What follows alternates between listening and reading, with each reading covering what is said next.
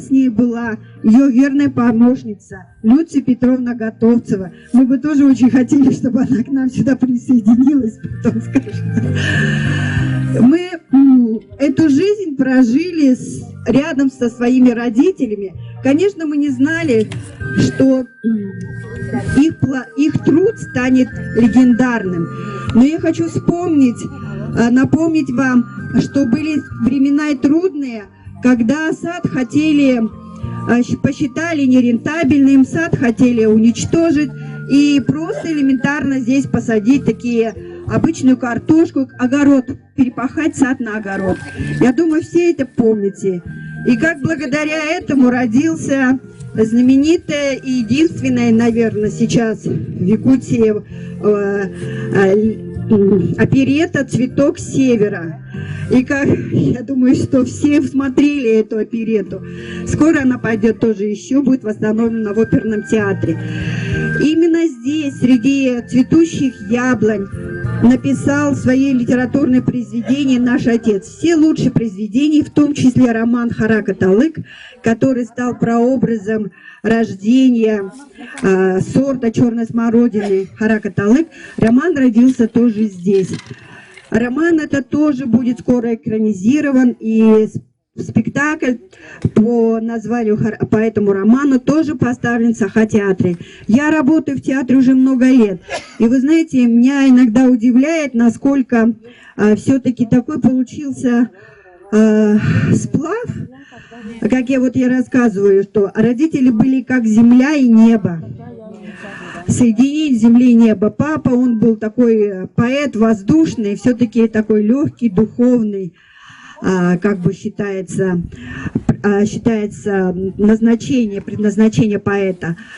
А мама, она работала на земле, очень была таким человеком земли, но она возделала землю как поэт, потому что только в такой какой-то возвышенной, поэтической, что ли, душе могла родиться такая романтическая идея, как посадить яблони на вечной мерзлоте. Вот. И я очень хочу сказать, что спасибо вам всем, выразить большую благодарность, что дело маме процветает, все помнят. И самое главное, что саду цвесть. Вот это самое главное. Я хочу всех вас поприветствовать. Это имя сада, которое вы присваиваете, Черткова Марии Алексеевны, оно по праву саду принадлежит. Благодаря вашей поддержке всех друзей, соратников, которые сейчас собрались, почитателей, знающих, каким трудом достался этот сад, создан этот сад на вечной мерзлоте во времена, когда не верили в это, говорили, что сады на севере невозможно, даже хотели снести. Они обладали могучей силой духа, они сказали нет, саду цвесть. И в защиту, на помощь пришло все население Покровска, селекционной станции. Общими усилиями сад отстояли. Этому очень помогло искусство. Иван Михайлович вместе с Грантом Григоряном, замечательным армянским композитором, создали оперетту. Федот Федотович поставил ее. Это замечательный союз писателя, поэта, драматурга, режиссера, композитора. Здесь создавались знаковые произведения якутской культуры, литературы. Это «Черный стерх», последний роман отца Манчары, он писал именно здесь. Также «Не отворачивайся, богиня милосердия», «Третий глаз».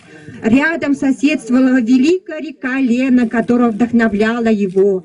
Воды ее питали сад, помогали Прочев Сергей, помогали рабочие. И благодаря общими усилиям, которые возглавляла и вела к нужной цели создатель Черткова Марии Алексеевны, сад есть, будет и есть, и был, есть и будет.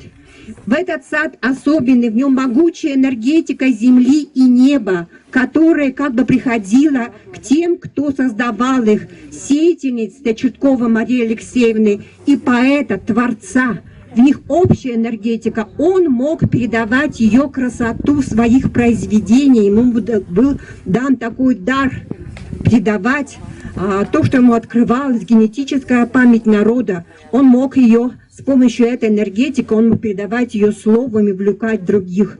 А мама, она очень любила растения. Каждое растение, посаженное здесь, проникнуто ее заботой, ее теплом и любовью. И это она могла передавать людям. Здесь все, которые работают, это чувствуют, знают, помнят, любят ее. И мы очень надеемся, что сад будет развиваться. Здесь будут другие растения, и клубника, и малина, и жимолость, облепиха.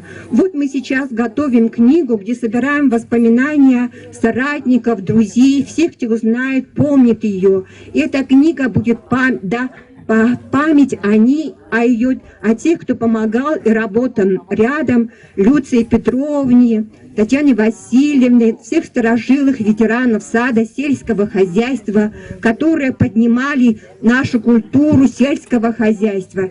И не только сельского хозяйства, а культуру, искусство, литературу. Здесь именно Иван Михайлович вдохновлялся, пробуя плоды сада и отразил это в своих произведениях. Спасибо вам большое. Саду цвесть!